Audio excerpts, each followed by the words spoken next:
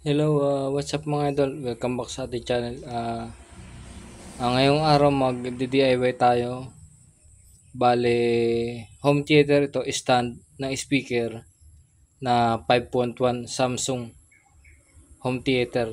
Kaso ang problema, na putol dito.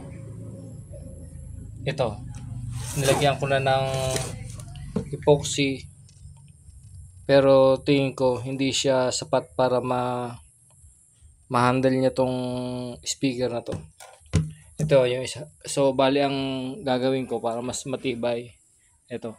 Yan. Ito may epoxy na rin pero umuuga. So, walang tibay. Dito lang gagawin ko. Bali gagamitan ko siya L-shape tapos screw dito tsaka sa baba.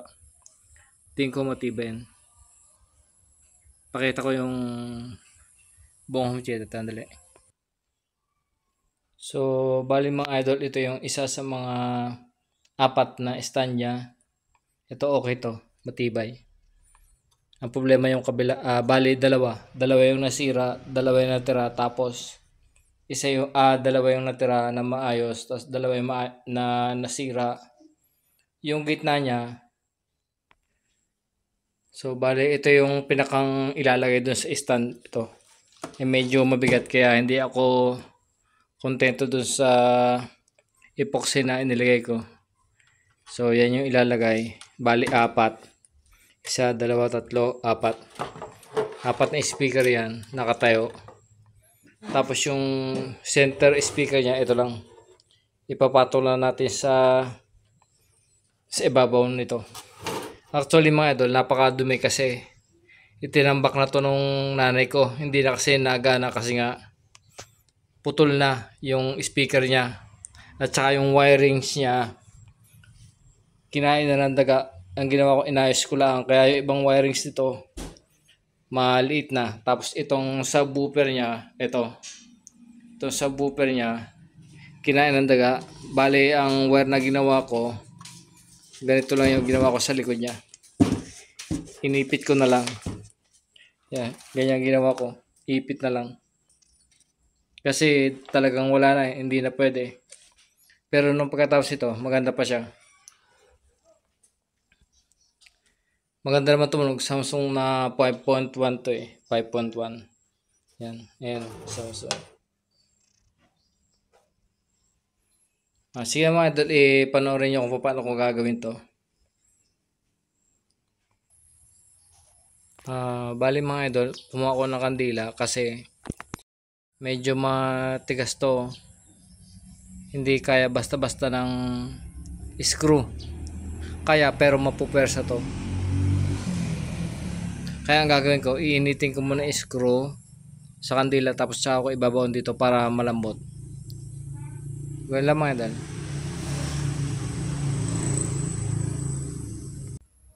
Bali, gagamit tayo lumnos saka mga screw yan. Medyo mahaba. Tsaka para madali, kailangan may marker.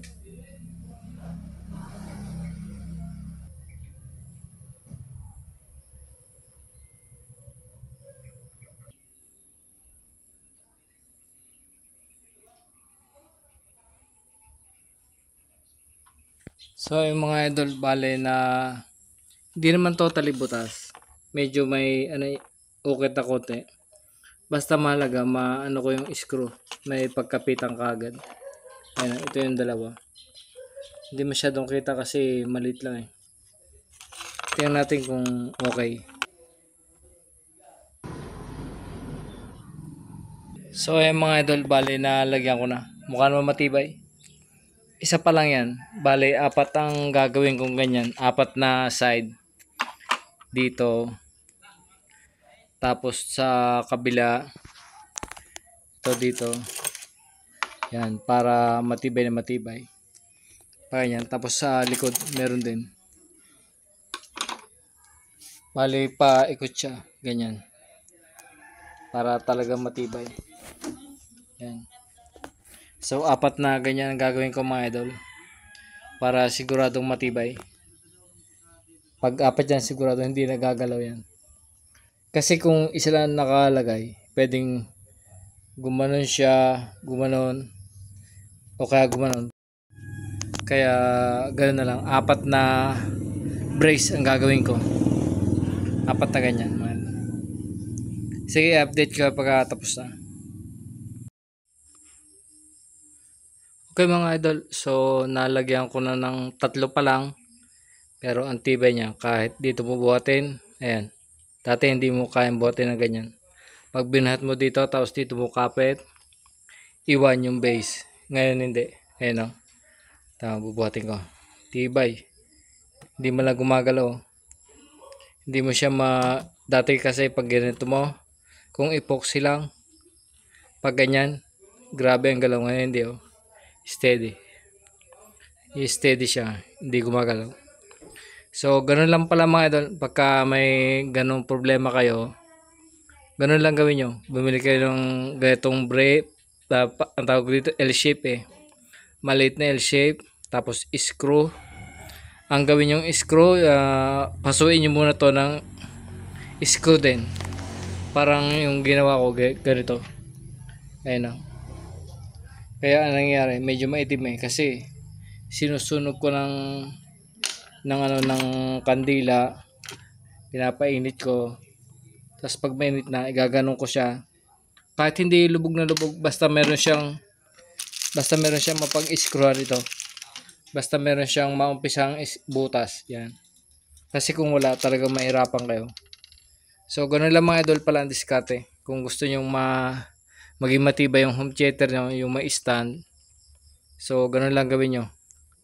Ito yung garantisado matibay. Hindi gumagalaw. Hindi magalaw. At saka pag binuhat ko, nadadala. Dati pag binuhat ko, naiiwan to kasi ito mabigat. Ito kasi parang may simento sa loob eh. Kasi stand nga. Kasi ang pinakang base. Kaya ganun. I-update ko yung mga idol pagka natapos ko ng lahat. So, ayan mga idol, yung isa na tapos ko na. Ganyan siya kataas. Kaya dapat talagang ang suporta niya ay matibay. Mataas siya. Oh. Bali may isa pa akong gagawin. 'Di ba? Ano 'yan? Dalawa sila. Ayan. Hindi man lang gumagalaw. Oh. Tibay. Yan. Ito na po nahahati ito sa dalawa. Ayan. Kung ganyan lang matibay, pero kung ilalagay mo pa 'to, mabigat din 'to. Kaya kailangan maganda yung yung support mo. Yan. Yan siya kataas. Sa ngayon naman napakatibay. Kasi 4 na 4 na brace ay nilagay ko. Yan. So, pag tapos na i-update ko kayo. Pag pati yung isa tapos na para makita yung setup niya, setting niya. Maganda 'to eh. Kasi pag surround talaga yung sound niya umikot sa bahay, lalo na kung ang mga speaker nakaikot sa sofa, nakaikot sa living room, maganda sound. So ayun na mga idol, nagawa ko na yung dalawa. Ang ginawa ko, tinanggal ko yung nasa harap na brace para hindi naman masyado obvious. Yan. Pero lahat yan tigatlo, meron sa likod. Ganon din naman eh, matibay na rin. Tibay na. Pagka yun lang ang speaker niyang susupport nyo to, kayang-kaya. So, ganun mga idol ang gawin nyo kung sakali may ganito kayong klase. O kahit iba pa. Para tumagal o mas tumibay, ganun. Ang bahala ko pinturahan ng itim. Kahit spray paint lang, pwede siguro. Para at least medyo kulay ng ng stand. Kitang-kita kasi oh. Kitang-kita yung pinakang brace niya. So, ganoon lang mga idol. So, ayan mga idol, tapos ko nang gawin lahat. Yung speaker na i-setup ko na rin dito yung setup niya. So, simple lang. Dapat dyan, naka-ikot dito sa sala.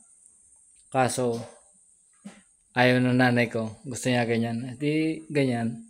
Yan. Pero yung ginawa ko, yan. Grabe.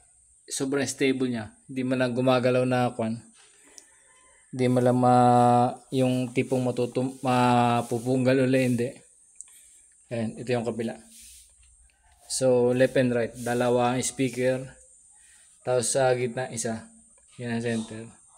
So, dyan siya naka-setup yan. Maganda rin naman tunog kahit medyo tabi-tabi. Sabi ko sa nanay ko kung yan medyo nakaikot, may space, mas maganda tunog yan. Pero okay na rin naman. So, ganoon lang mga idol. Kung sakaling may ganong problema ang speaker ng home theater nyo, ganun gawin nyo. Kung ganyan, may stand na naputol din, katulad dito, ginawa tayo ng paraan. Bale, ang nagastos ko dyan ay siguro nasa 80 pesos. Kasi nasa 60 something yung brace yung mga L-shape. So, bali, 8 lang yung binili ko. Mga 80 pesos ganyan. Kaysa naman sa ipagawa ko pa, mas mahal. Yung epoxy nga pala ano lang yung tira ng nanay ko sa binigay lang sa akin. So, ganun lang mga idol. Kung may ganun problema, gayahin nyo lang.